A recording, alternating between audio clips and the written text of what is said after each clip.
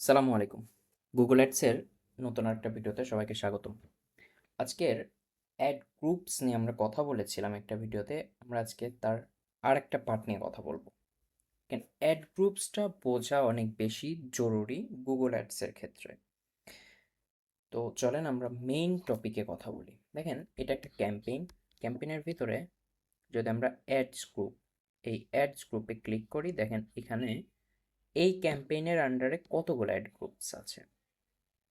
দেখেন 10টা add groups করা আছে।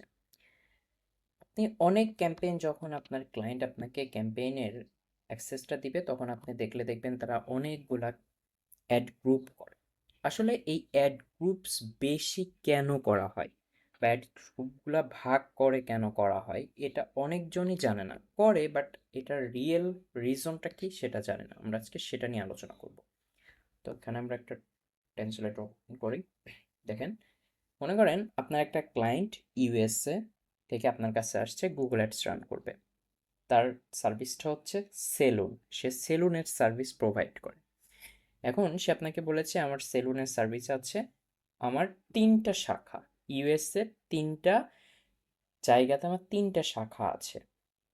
এক শাখাতে আমি ম্যান মানে ছেলে মানুষের সার্ভিস দিই সেলুনের, সেকেন্ড শাখাতে ওম্যান সার্ভিস দিই, আর থার্ড যে শাখা আছে সে শাখাতে আমরা বেবিদের চুল কেটে দিই বা যেগুলো দরকার হয় আমরা সেই সার্ভিসটা দিই। অর্থাৎ তার 3টা শাখা, 3টা শাখাতে 3 ধরনের সার্ভিস প্রোভাইড করে।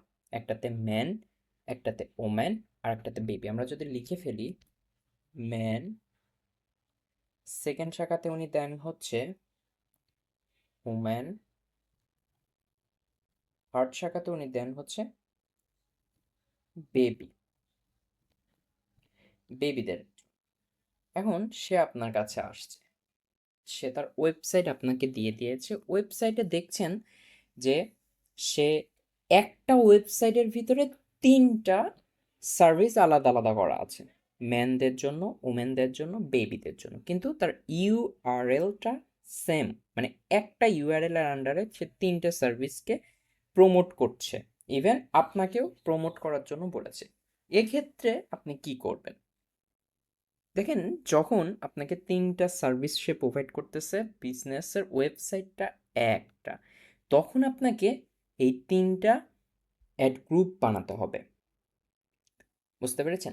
যদি আপনি 3টা অ্যাড গ্রুপ না বানান, তাহলে আপনার এই একটা অ্যাড গ্রুপের ভিতর যদি আপনি বেবি, ওম্যান, ম্যান সব কিছু দিয়ে দেন, তাহলে গুগল কনফিউজড হয়ে যাবে যে আপনার অ্যাডসটা আসলে সে কোন মানুষদের কাছে নিয়ে যাবে।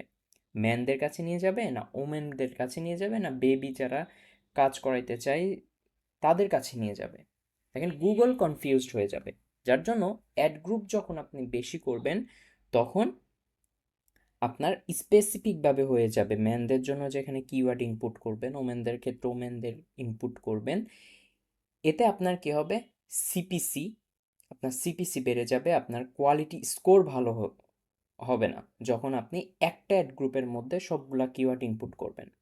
কিন্তু যখন আপনি আলাদা আলাদা করবেন, আলাদা আলাদা করলে আপনার কি হবে? আপনার সিপিসি কমে যাবে, আপনার কোয়ালিটি স্কোর ভালো হবে, আপনার রেজাল্ট ভালো আসবে। কারণ আপনি ম্যানদের ক্ষেত্রে ম্যানদের যে কিওয়ার্ডগুলো সেটা সিলেকশন করে দিতে পারছেন, আপনার হেডলাইন, ডেসক্রিপশন সব আলাদা আলাদা করে দিতে পারছেন। ওমেনের ক্ষেত্রে আপনি আলাদা করে কিওয়ার্ড দিতে পারছেন, হেডলাইন, ডেসক্রিপশন সব কিছু আলাদা লিখতে পারছেন। বেবিদের ক্ষেত্রেও সেম। যার জন্য এখানে সিপিসি কমে যাবে, এতে আপনার কোয়ালিটি স্কোরও বেড়ে যাবে। তো আজকে এই অ্যাড গ্রুপসের সেকেন্ড পার্ট। তো আজকে এ পর্যন্তই। আমার জন্য দোয়া করবেন। নেক্সট অন্য কোনো টপিকে কথা হবে। ততক্ষণ ভালো থাকবেন, সুস্থ থাকবেন, আমার জন্য দোয়া করবেন। আসসালামু আলাইকুম।